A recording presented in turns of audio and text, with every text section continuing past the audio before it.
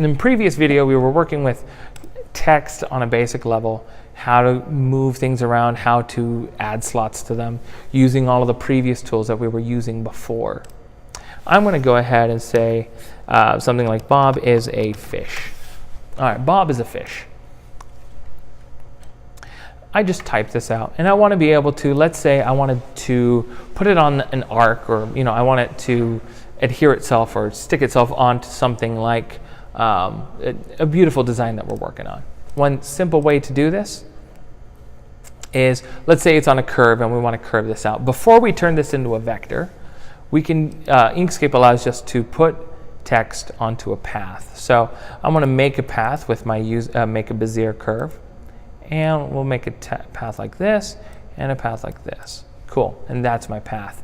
I should let you know as well, we may not have touched on this, but when you're working with a path, to end a path mid-step, you right-click on it, and it becomes just a single path rather than having to connect it to another line.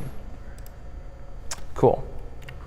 That being said, we select Bob is a fish, or whatever our text is, hold shift and select our vector.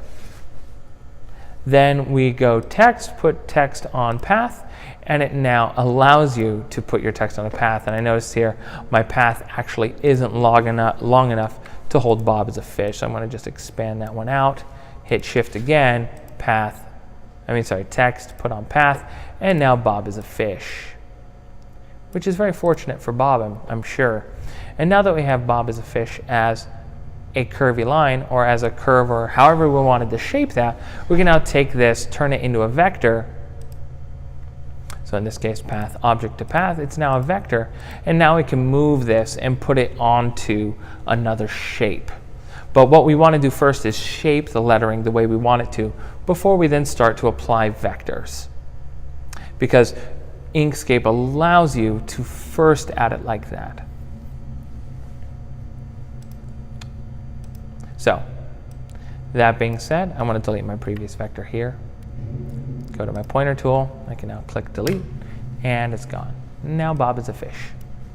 So that's how you take your text and put it onto a line so that you can have a little bit more flexibility in adding names and customizing items that you want to make.